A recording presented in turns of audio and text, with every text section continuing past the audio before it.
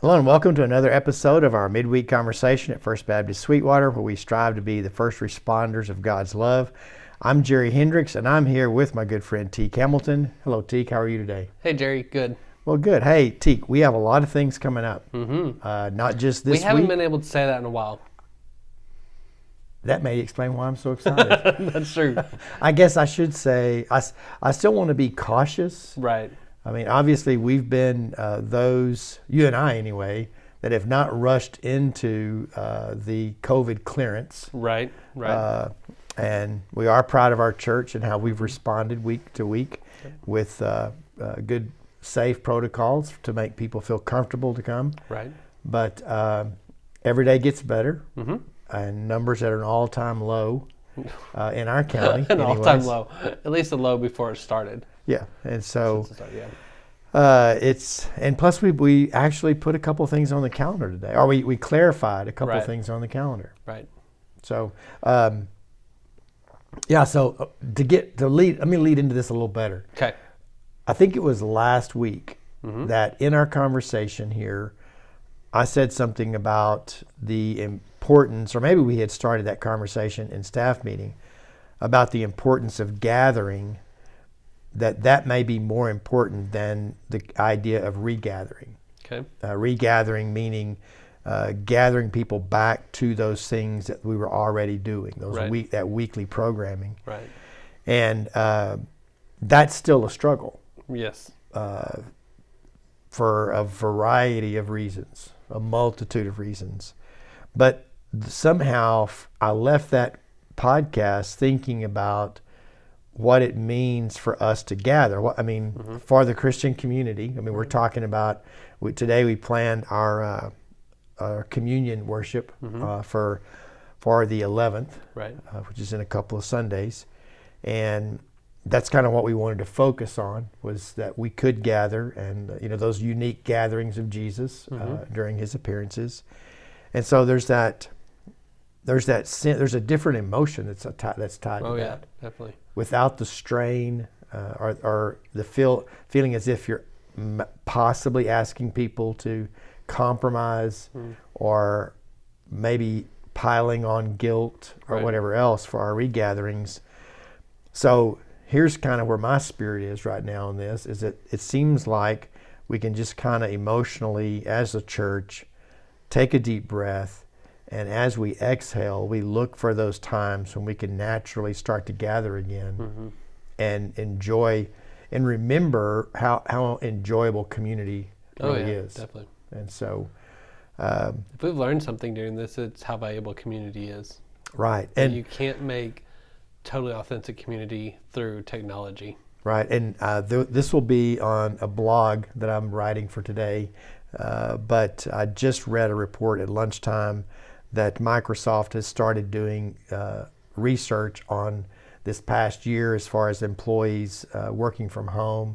And it said that what they discovered, and this should be no surprise, that the most effective groups today, right now, are those groups with the highest accountability and the highest communication. And I think that's where a lot of this has thrown us off, is it's thrown us into a different way of communicating with people, and it kind of takes us outside of that normal communication stream. And so I think we're going to learn a lot as people start to come back together, whether it's in the workplace or in churches or in our families. Right. I think with technology and communication these days, just when you said that, thinking about the way we communicate with each other, it's interesting the levels of communication we put on things, or maybe the unwritten rules. So like if you send a text to somebody, you expect to come back like that because you're assuming everybody has their phone in their hand. An email, you want it soon, but it doesn't always get back as soon as you would like it to, because I've done it before. Oh, open, I need to reply to this, and it just moves farther and farther down. But communication becomes that important part. And that was the biggest struggle through pandemic, was communication. Right. Well, so we're in that part of our week, of Holy Week, that begins to intensify, and you've got some good stuff planned for tomorrow night. Right. We're not doing the Stations of the Cross, but we are doing stations of the sayings on the cross. Okay. If that makes sense. And so we've invited families to come up with their students. We're going to be open from 5 to 8 because we know we've got KidX and stuff like that going on, choir. So we want to make sure there's room for everybody to be able to participate. It'll be fellowship hall, 2nd floor, 3rd floor. So yeah, I'm excited about it. Okay. And it will focus on the 7 sayings of Jesus while he was on the cross. Yeah, we called it 7 words. Okay. Because there's a specific word out of each one that is picked up on. Great. Well, I think that's going to be good. And then on Friday, we have a lot of folks that will be off of work, off their normal schedule. So we have our noon prayer, our last one of this Lenten season, and then we have our Tenebrae service at 6 o'clock. Right. And that'll be different this year because we'll actually have people in the room. Right. And that was one of the earliest for last year, the earliest shifts that we made where we took that Tenebrae service online. You really took charge there, and I wish I had looked how many views that got before we started this podcast, because it was a very popular one. Right, it was.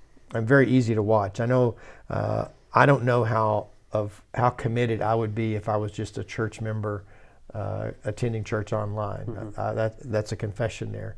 But that one was very easy to watch and very engaging. So that will be, that service usually lasts about 30 to 35 minutes. And it's a lot of, I guess symbolism is a way to say that, but a lot of scripture and hymns that go along with the symbolism. And so there's not a lot of ad lib that's necessary. There's really only one phrase that we say we will never use and cannot be used. We do not leave the service and say, but Sunday's coming. Yeah. And I say that in a sarcasm because so many ministers, preachers, youth ministers, whatever, they can't allow the cross to be the last word on Friday. We have to still give hope. When the disciples didn't have hope, they would have if they had understood what Jesus was saying. But we feel like we have to put that in there. It's okay to experience the darkness of Good Friday. And the tension. Yeah. And I think I know well this year that in my communication, my Sunday messages, I've been more intentional about us walking with the disciples, which would mean that you can't run past the experiences. Right. And that's something, it's difficult, these messages that you preach every year that are a part of the Christian calendar, but it's, even though there's different texts, it's the same stories. Right.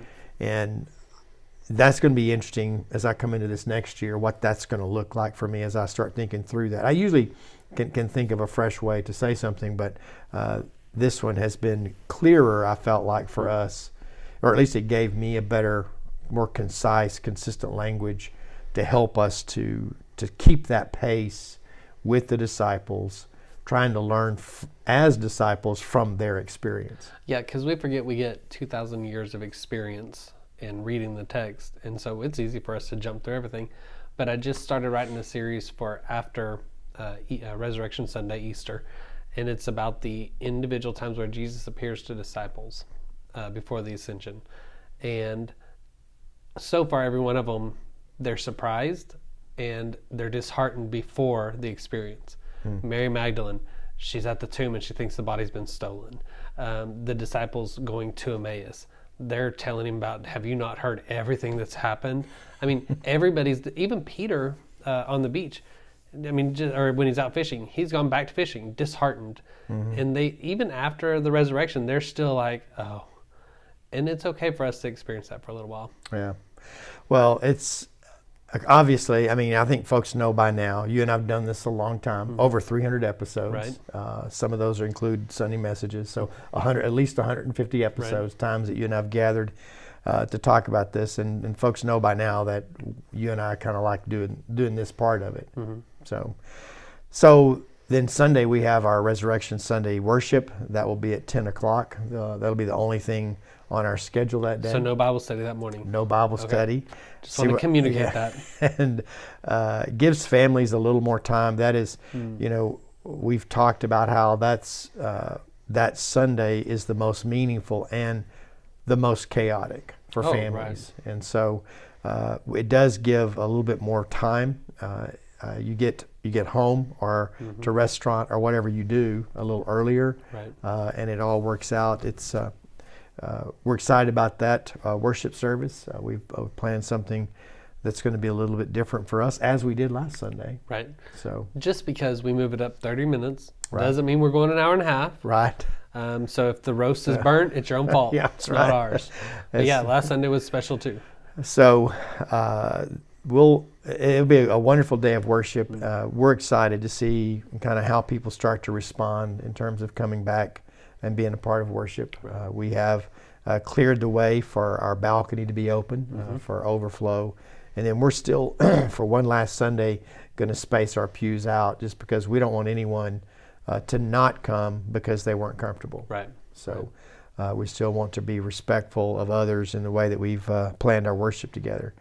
So following that, the next week, we're going to have our first gathering, really. Right. Right. That's not going to be a drive-through gathering. Right. It is all out party in the park.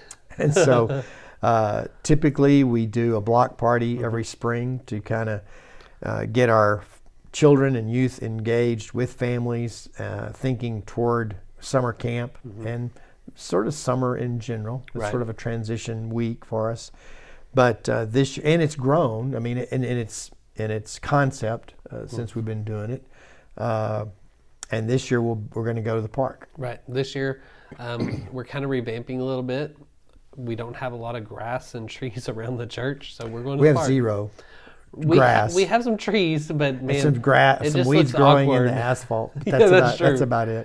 it. So we didn't know if AT&T and the bank would want us on their lawns. Right. So we decided to go to the park this year. And we've got some great ideas for some tournaments, some ways to help out with camp.